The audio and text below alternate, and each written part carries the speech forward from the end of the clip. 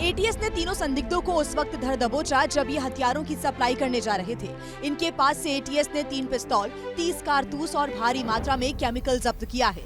3 संदिग्धों में 2 यूपी के रहने वाले हैं, जिनमें से एक यूपी के शामली जिले का रहने वाला है। पकड़े गए आजाद के पिता की माने तो उनका बेटा मेहनत मजदूरी करता है, एक मदरसे में पढ़ाई करता है। कैसे गिरफ्तार हुआ उनको नहीं पता। देखो जी, हमें इस चीज का पता। लड़का तो हमारा 7 तारीख में, पता नहीं 6 में, मेरे ध्यान में भी नहीं है, 7 में कहा 6 में कहा। जो हमारा लड़का जो है उसमें जाता शादी, तो फिर इस पे फोन आया, यो कहना अब्बू, और वहां से फोन आया मेरे पे अहमदाबाद से, और आजाद को पकड़ लिया किसी ने। ये तो वो पढ़ रहा था अरबी। जबकि दूसरा संदिग्ध लखीमपुर खीरी का सुहेल खान है। परिजनों की माने तो सुहेल हाफिजा की पढ़ाई करने मुजफ्फरनगर गया था। फोन आया था गुजरात से, तो वो कहने लगे सोहेल खान को अरेस्ट कर लिया गया है कि कोई और होंगे सोहेल भाई हमारे, तो वहाँ पढ़ने गए हैं। इस खुलासे के बाद यूपी एटीएस भी अलर्ट हो गई है। यूपी पुलिस की टीम गुजरात जाकर इन संदिग्धों से पूछताछ करेगी। साथ ही ये पता लगाने की कोशिश करेगी कि इन संदिग्धों के तार कहां तक फैले हैं। एटीएस ने तीनों संदिग्धों को उस वक्त धर दबोचा जब ये हथियारों की सप्लाई करने जा रहे थे। इनके पास से एटीएस ने 3 पिस्तौल, 30 कारतूस और भारी मात्रा में केमिकल जब्त किया है।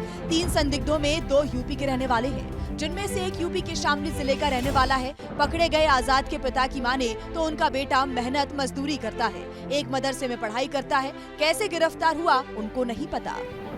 देखो जी, हमें इस चीज का पता।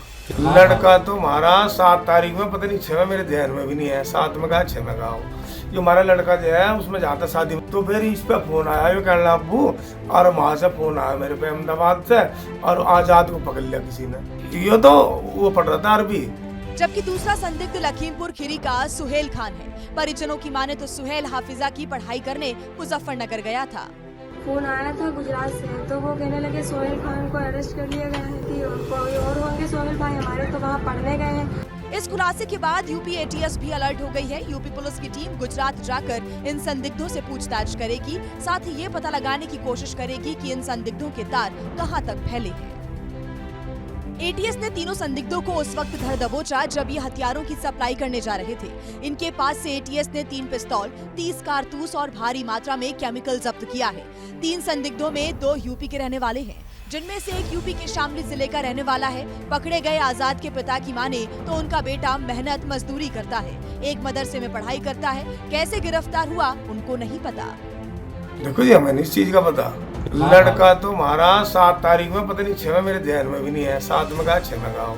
जो हमारा लड़का जो है उसमें जाता शादी, तो फिर इस पे फोन आया, यो कहना अब्बू, और वहां से फोन आया मेरे पे अहमदाबाद से, और आजाद को पकड़ लिया किसी ने। ये तो वो पढ़ रहा था अरबी।